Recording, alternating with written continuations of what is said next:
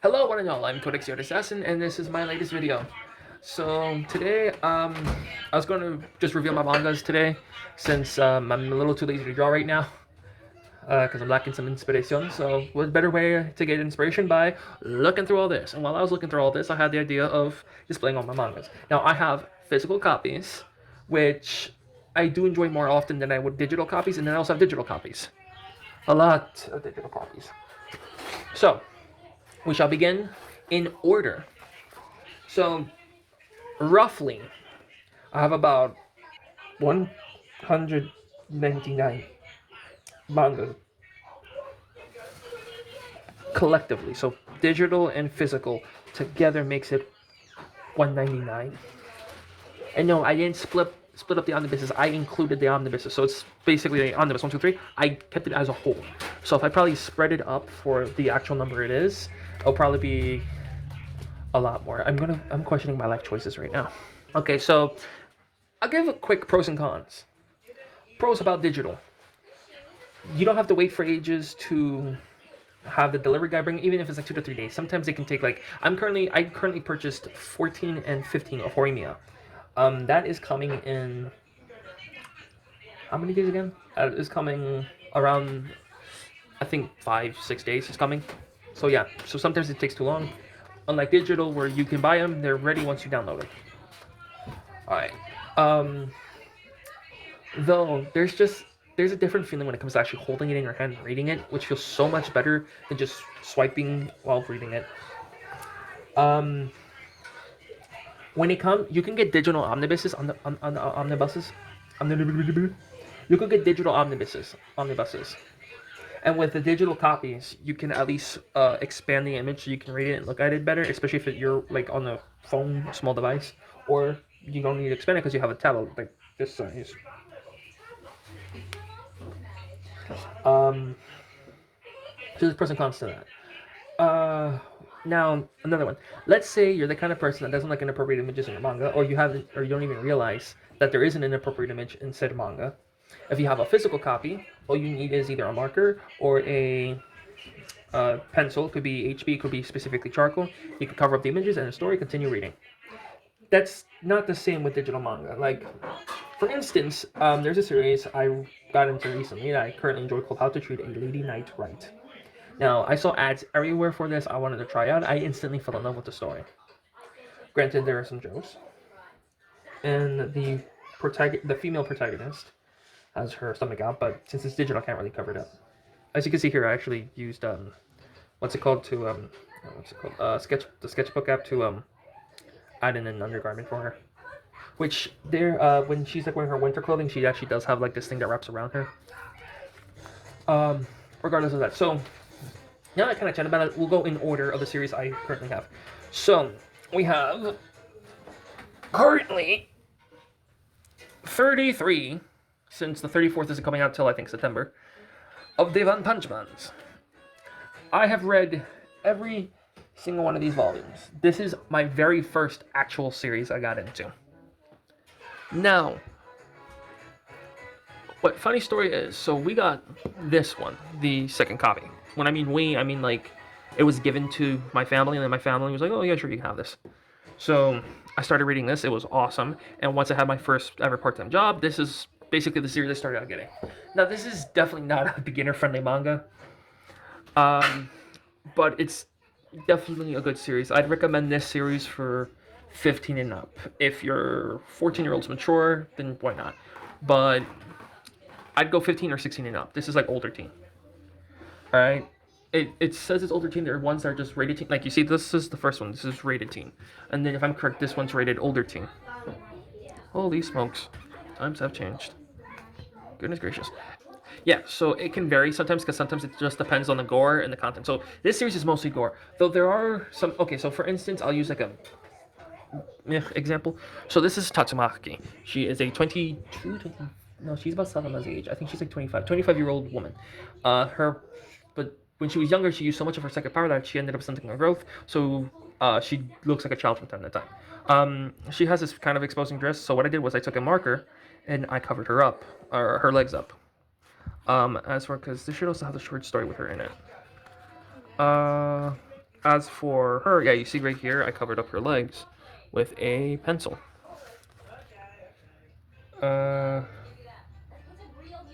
Yeah, so I covered up a good amount of what I found inappropriate.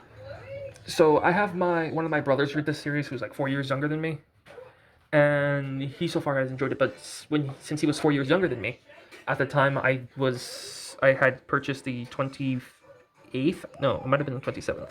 At the time of that, I went through all my copies real quickly and covered them up. Especially because my sister, who also was reading, who's also 2 years younger than me, I convinced her to read the series. All right, so next up, I got 12 on the Business of Attack on Titan. This is the second series I got into. This was recommended to me by a friend. Shout out to her if she's watching. Her and her brother, they're watching.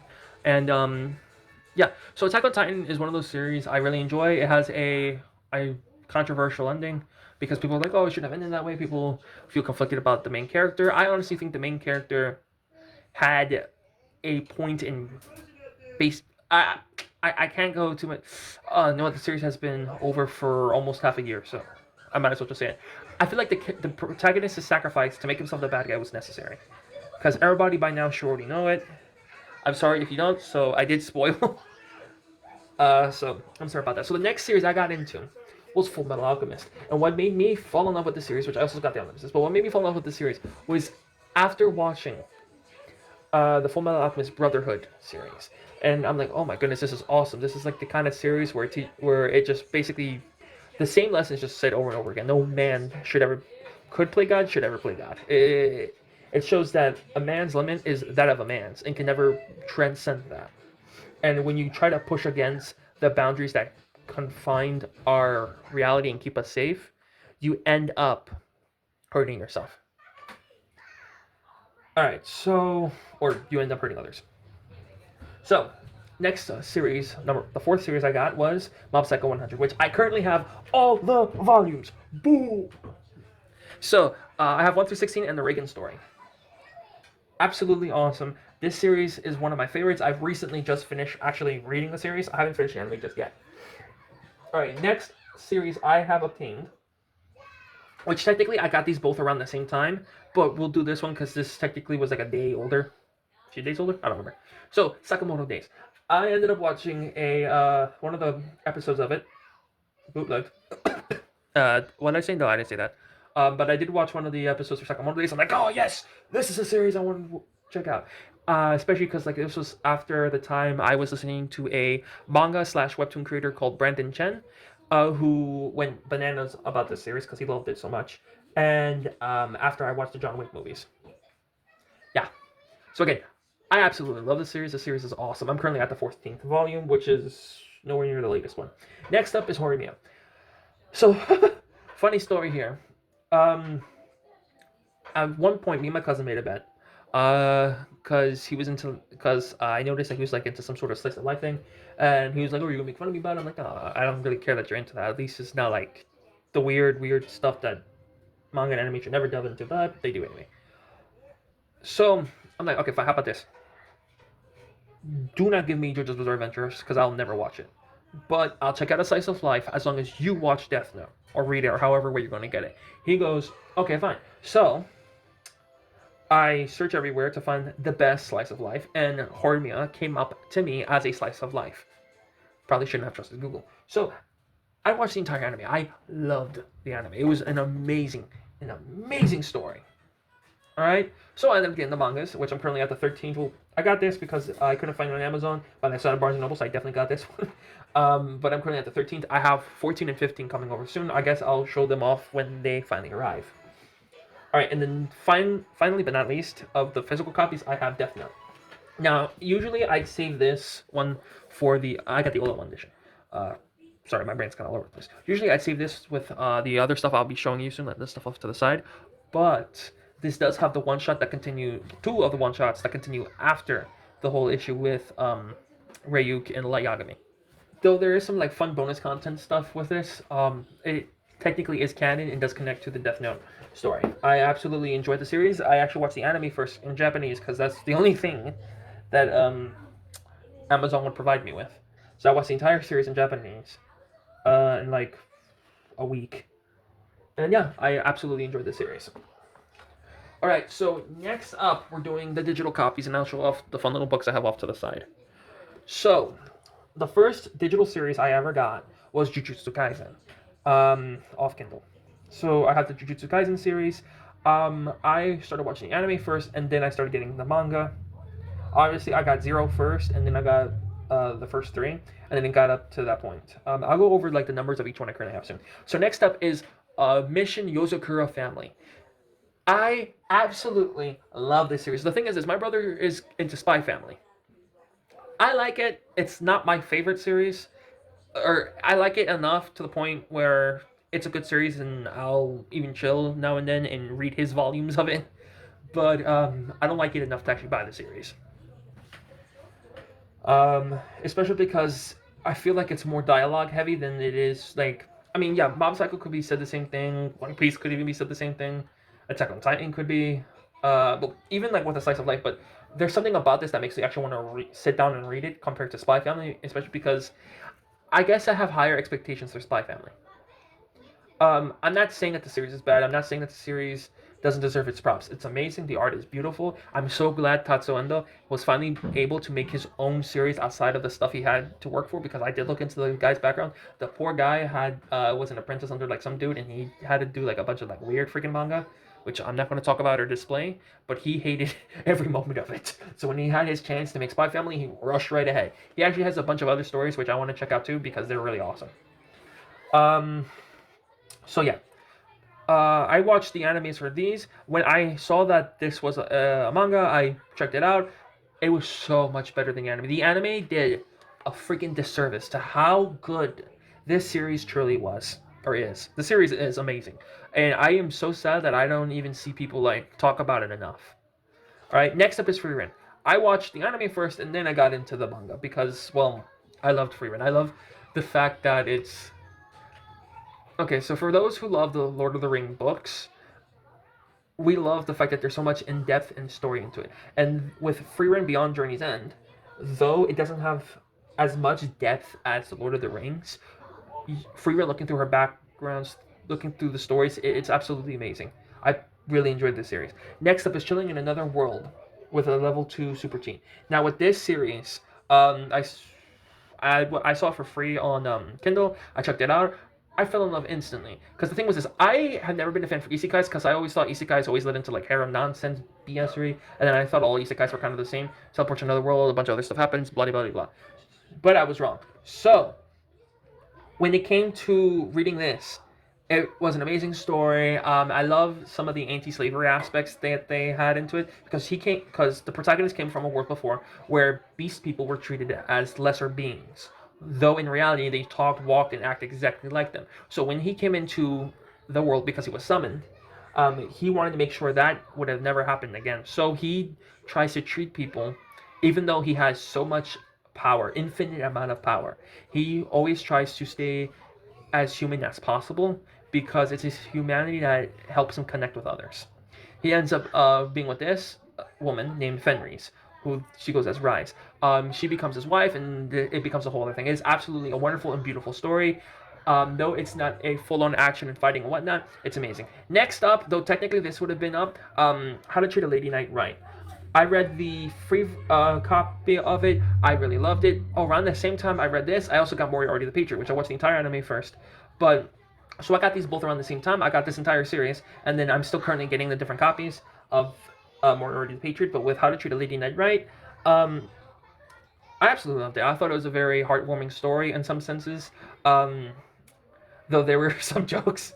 I personally loved it. Next up, as I said, Moriarty the Patriot. Now, a lot of people might like it, might not like it. I personally like the fact that, because he gives me Light Yagami vibes, right? But instead of fully giving into the god complex that Light Yagami has, he still tries to maintain some of himself.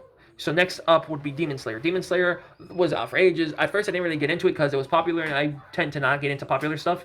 But as more and more time passed, I'm like, you know what? I'll pick up a copy and see what's so good about it, and it's actually freaking awesome. Kaiju number 8. I started watching the anime because it got me really interested. The intro, by the way, for season 1 is so freaking peak. The second season, the intro is like, but it's still pretty good. So yeah, I got into this. Witchhatatelier. So I wanted to get into this one too because again, it was a free copy that I saw, so I checked it out, and then I purchased the first three, digitally, of course. Next up is Lone Wolf and Cub, or just like one of those older manga stories with a samurai character, or well, he's more like a ronin. Next up is Ghost in the Shell. I got into this because I saw a guy on the podcast kind of talk about it. I wanted to see what was so good about it, so I checked it out. I freaking love the story too. I got the omnibuses, it appeared on Kindle that there was only 3 omnibuses for it, so I got it. The next up is Neon Genesis Evangelion. I think it's Evangelion. I heard people pronounce it Evangelion. I got into this series too. I actually haven't started reading it because I wanted to fully check it out, but yeah. So this one's also an omnibus too. I'll be checking out soon. Maybe I'll be doing some fan art eventually for it. All right, next up is going to be the fun books I got. So we'll first start with this. So this is the One-Punch-Man Hero. I forgot what they call it. Hero Encyclopedia. I accidentally got this in Spanish, but since I understand a little bit of Spanish, I kept it because, well, I want to practice my Spanish and get better at it. It's literally a kind of like a hero dictionary. You have Yusuke Murata and one still giving off their fun little chats that they have and little sections for us. They talk about these characters. I personally enjoyed this series, and I really enjoyed this book. So next up, I got the horimiya books. The horimiya books, so this is the English version of all the fan art and whatnot, and some of the storyboards that they had. I honestly love this series a lot, to the point where I actually got it. I accidentally got the Japanese version, though, which is for a different anniversary, which I also enjoy this, too. I also want to learn Japanese, so this is actually a good chance to use it to learn Japanese. So next up, which I got before this and the One Punch Man book, is a Fullmetal Alchemist 20th anniversary book. Technically speaking, I do kind of know how Fullmetal Alchemist ends because it was kind of spoiled to me, but it didn't stop me from buying this because this was an amazing book. So with Hiromi Arakawa, she does watercolor. She watercolors her artworks when she's going to color them in, which is absolutely amazing and so beautiful. Because I love watercolor, and I also love markers too. But there's just a feeling watercolor gives that just gives you like a type of nostalgia. Nostalgia. Next up is the Genshin Impact official art books. Well, obviously, since I bought them, that means I played the game. I love Genshin Impact. This was technically my very first anime game that I got into. Next to Pokemon. So, outside of Pokemon, Genshin Impact is technically my very first anime game. I absolutely love the series so far. It's a video game. A single video game. Next up is the art of Demonslayer. It mostly comes from the anime, but the artist and author, Koyoharu Gotoge? Yeah. Kuroharu Gotoge contributed some art too, which I'm also glad because not all the time does the anime work side by side with the author. So I honestly love this too. Next up, which is I got very late into, so the fairytale illustrations. So Hiro Mashima became one of my favorite artists recently, and one of my favorite writers for stories because of how he wrote Fairytale. It was absolutely amazing. Granted, I wish he didn't, use the sexualization of his female characters, but when he's not doing it, Urza, E-R-Z-A. Urza and Lucy are absolutely amazing when they try to display their powers, when they're there fighting for their friends, when they're there fighting for others. Like, you can write amazing, like, he writes amazing female characters. I just wish he didn't have to use sex appeal or whatever they call it. Next up, I got The Art of Kikisdeliveryservice and The Art of howlsmovingcastle. A film by hayaomiyazaki. Now, the thing is this. My very first Hayao Miyazaki movie is Ponyo. Until this day, I still love Ponyo. I will sit down as a grown man-child and watch this series. Watch Ponyo because of how amazing it is. The next up, I bought the other Hayao Miyazaki movies to check them out. My Neighbor Totoro was my second one. I liked it. I didn't like it. Like, it wasn't one of my favorites, but I liked it. One of my personal favorites is Howl's Moving Castle and Castle in the Sky. Those two are one of my favorites. And the music in those movies are so beautiful. Like, they're mind-blowing how beautiful they are. Okay, so that pretty much wraps up this video of my... Is this what they call a manga haul? Probably. So this basically wraps up this video of it. You'll be seeing me bring these out every now and then to use them as references. I hope you have enjoyed this video. If there's a series you want me to check out, or you're willing to buy for me to check out, which I'm not asking you guys to do that. I'll probably try to find it free on the manga apps like Mankomi and Read Manga, which you can get on the Google Play Store for free with ads, but free for free. Booyah! All right, guys. I am Codex the Artist Assassin. I hope you've enjoyed and that you've enjoyed the bedtime story reference.